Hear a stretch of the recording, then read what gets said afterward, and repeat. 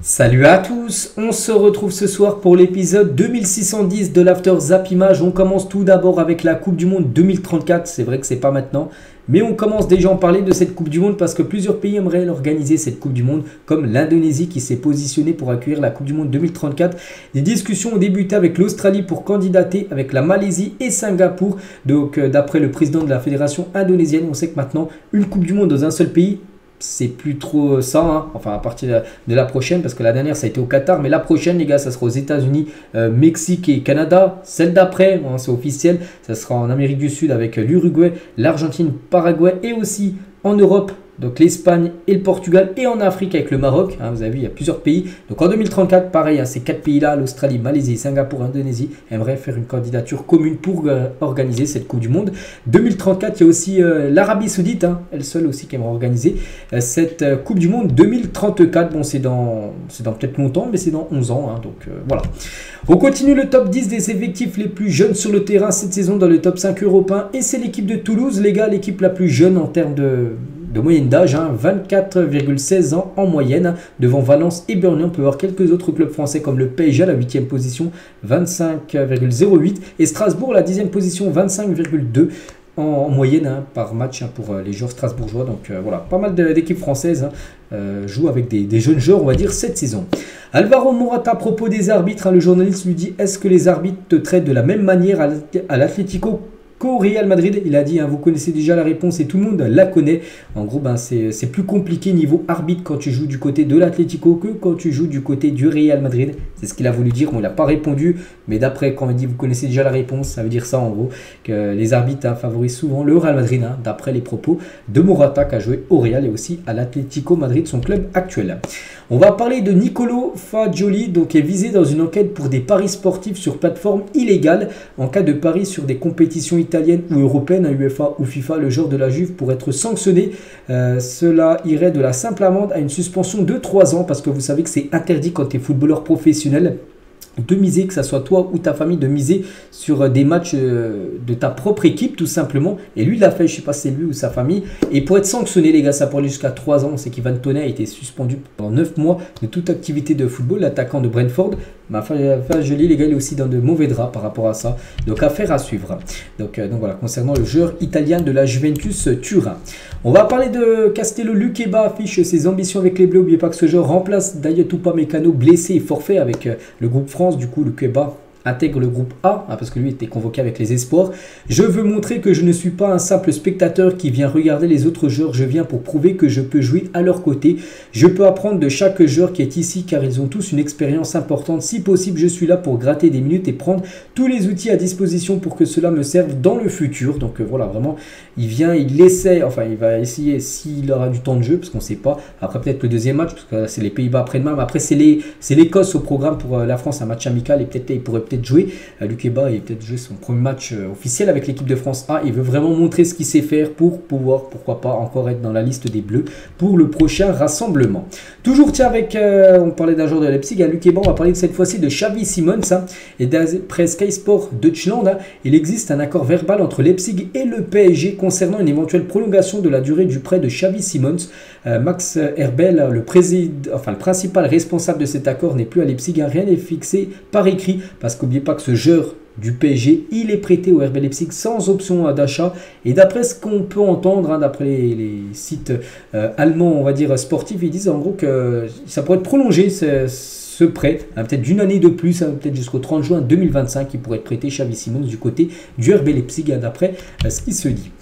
Toujours tiens du côté de Paris, hein, parce qu'on parlait de Xavi Simons, on parlait de Leipzig, mais Xavi Simons appartient au PSG, et Nasser, tiens, concernant les changements effectués au PSG cet été, il a dit, hein, nous avons vécu un changement sismique positif au club cet été, puisque quiconque ne l'imaginait. Quand on construit de nouvelles fondations, cela prend du temps, il faut de la patience et de la persévérance. Il ne faut pas réagir de manière excessive. Nous savons que nous allons dans le bon sens. C'est vrai que le PSG a un petit peu changé de fusil d'épaule, on peut dire. C'est qu'avant, le PSG mettait beaucoup de millions sur des Messi, sur des Neymar. Bon, Messi il arrivait gratuitement, mais voilà, en termes de salaire, tout ça, des joueurs bling-bling, tout ça, qui apportaient peut-être pas les joueurs qu'il fallait du côté de Paris. On sait que là, ça a un petit peu changé du côté du PSG avec des joueurs. On peut voir ceux qui sont arrivés, hein. Voilà, et peut-être des joueurs un peu moins bling bling, mais qui apportent, hein, tiens, Kangin Lee, des joueurs comme Cherendou, voilà, bon, qu'on a très peu vu, des joueurs comme, je sais pas, Gonzalo Ramos, hein, qui a la hargne, on va dire, hein, qui mouille le maillot. Ben voilà, le PSG maintenant est plutôt dans cette dimension-là. Et dit que le PSG va dans le bon sens, je pense, hein, que le PSG va également dans le bon sens. On va parler de Brahim Diaz, a choisi de jouer pour le Maroc. Donc lui, de nouveau, il n'a pas été convoqué par l'Espagne, hein, pour les 2 prochains matchs là, de l'Espagne. Il y a l'Écosse au programme. Et il ne joue pas. Et du coup, il va choisir de représenter le Maroc. Hein.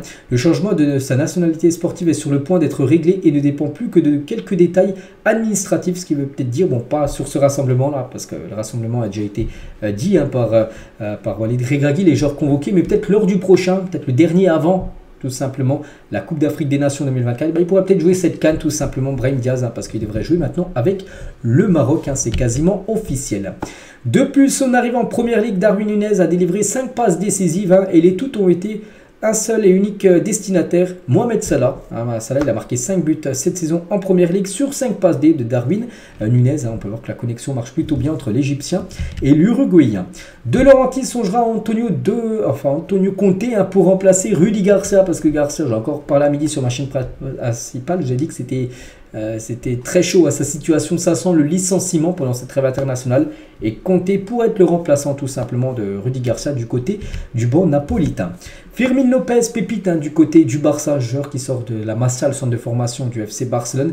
J'ai toujours considéré Messi comme le meilleur de l'histoire. Hein, voilà ce qu'il a pu dire Firmin Lopez, hein, par rapport au légendaire Léo Messi.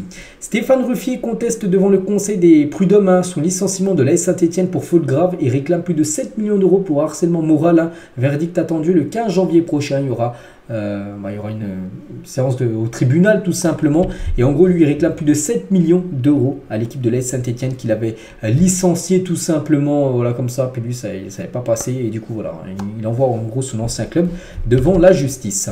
Thierry Henry sur l'importance de la structure pour les joueurs créatifs. Il a dit: le joueur instinctif, hein, c'est dur de lui couper les ailes, il faut le laisser s'exprimer avec son instinct mais en gardant la structure. Hein. Pourquoi croyez-vous que Jude Bellingham s'exprime bien au Real Madrid? Parce que la structure lui permet. 3 milieux stabilisent derrière lui.